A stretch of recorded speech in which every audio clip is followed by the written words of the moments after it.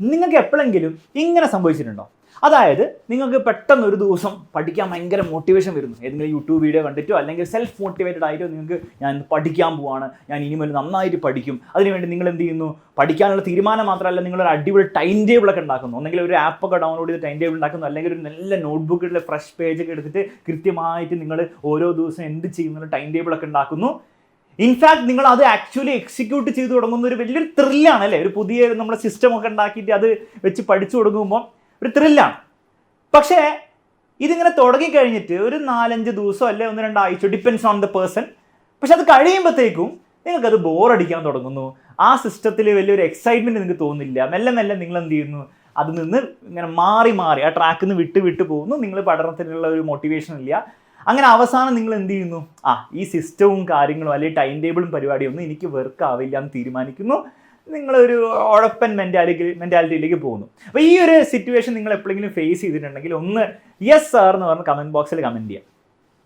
മക്കളെ, നിങ്ങളിത് ഫേസ് ചെയ്തിട്ടുണ്ടോ എന്ന് എനിക്കറിയില്ല, പക്ഷെ ഞാനിത് നിരന്തരം ഫേസ് ചെയ്തിട്ടുണ്ടെന്ന് മാത്രമല്ല, നിരന്തരം ഫേസ് ചെയ്യുന്ന ഒരു കാര്യം കൂടിയാണ് എൻ്റെ വർക്കിൽ. അല്ലെ, നിങ്ങൾ പഠിപ്പിക്കുന്ന വർക്കിലോ അല്ലാത്ത വർക്കിലൊക്കെ ഞാനും ഫേസ് ചെയ്യുന്ന ഒരു കാര്യമാണ്. അപ്പോൾ ഇതിൻ്റെ ഒരു സൊല്യൂഷൻ എന്താണ്? അപ്പോൾ ഇവിടെ ആദ്യം നമുക്ക് പ്രശ്നം മനസ്സിലാക്കാം. പ്രശ്നം എന്താണെന്ന് വെച്ച് കഴിഞ്ഞാൽ, നമുക്ക് മോട്ടിവേഷൻ ഇല്ലാത്തല്ല പ്രശ്നം. ഇടയ്ക്കിടയ്ക്ക് മോട്ടിവേഷൻ ഇങ്ങനെ വരും. മോട്ടിവേഷൻ വരുമ്പോൾ നമ്മൾ എന്തെങ്കിലും പുതിയ ഒരു പ്ലാനൊക്കെ ഉണ്ടാക്കും, ഇങ്ങനെ പഠിക്കണം പ്ലാൻ ഉണ്ടാക്കും, ഇതൊക്കെ ഉണ്ടാക്കും, എല്ലാം ചെയ്യും. പക്ഷെ ആ പ്ലാന് നമുക്ക് കുറേ നാൾ അതിൽ സ്റ്റിക്ക് ഓൺ ചെയ്യാൻ പറ്റുന്നില്ല. കുറച്ച് കഴിയുമ്പോൾ നമുക്ക് മടുക്കും. ഇതാണ് പ്രശ്നം. ഇതിൻ്റെ സൊല്യൂഷൻ എന്താണ്? ഇതിൻ്റെ ഒരു സൊല്യൂഷൻ ഉണ്ടോ? മക്കളെ, ഇതിൻ്റെ സൊല്യൂഷൻ നിങ്ങൾ ചിലപ്പോൾ വിചാരിക്കുന്നുണ്ടോ, സാർ എൻ്റെ സിസ്റ്റം പോരാത്തതുകൊണ്ടാണ്, ഞാൻ ഉപയോഗിക്കുന്ന ടൈം ടേബിളിൻ്റെ സ്ട്രാറ്റജി അല്ലെങ്കിൽ ഞാൻ ഉപയോഗിക്കുന്ന ആപ്പിൻ്റെ ഇത് പോരാ, വേറെ എന്തെങ്കിലും അടിപൊളി സിസ്റ്റം ആരെങ്കിലും എനിക്ക് പറഞ്ഞു തരികയാണെങ്കിൽ അല്ലെങ്കിൽ ഞാൻ കണ്ടുപിടിക്കുകയാണെങ്കിൽ അതുപയോഗിച്ചാൽ എൻ്റെ എല്ലാ ജീവിതത്തിലെ പ്രശ്നം, പഠന റിലേറ്റഡ് ആയിട്ടുള്ള പ്രശ്നം സോൾവ് ചെയ്യപ്പെടും എന്നുള്ള ഒരു ചിന്ത നമുക്ക് വരും അല്ലേ? എനിക്കും അത് വന്നിട്ടുണ്ട്.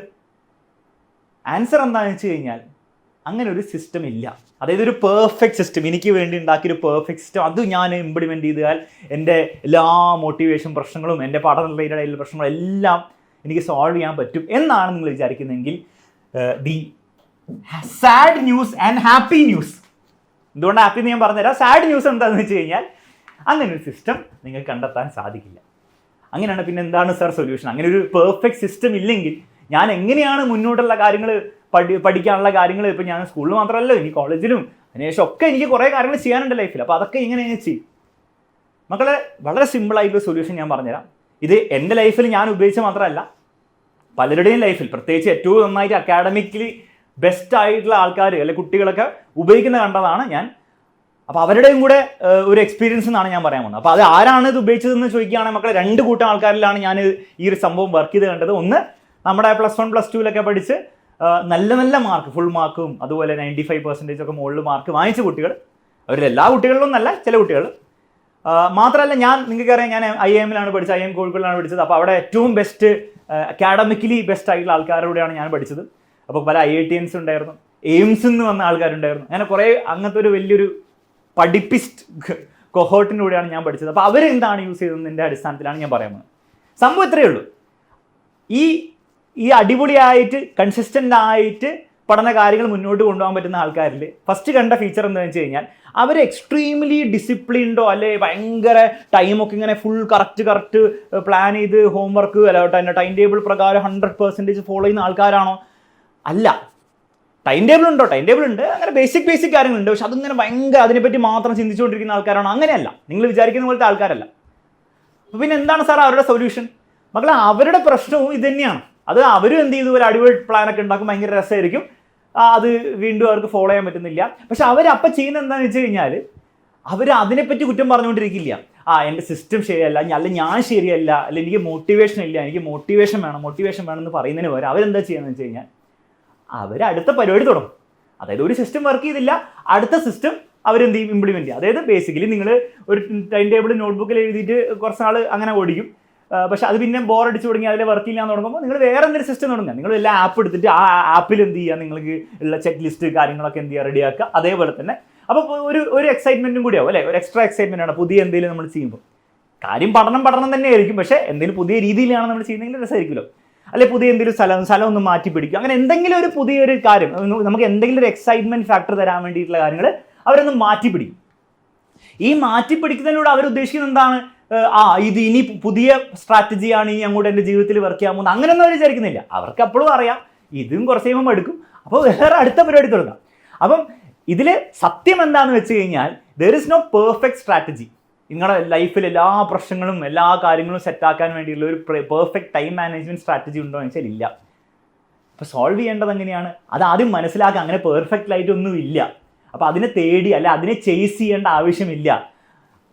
റാദർ നിങ്ങൾ ചെയ്യേണ്ടത് ഇത് ഓരോ സ്ട്രാറ്റജിയും ഓരോ പ്ലാനും നിങ്ങൾ ഉണ്ടാക്കും, നിങ്ങളത് മടുക്കും, അടുത്ത പ്ലാൻ ഉണ്ടാക്കാൻ മടുക്കും. ഇതൊരു എൻലെസ് സൈക്കിളാണ്.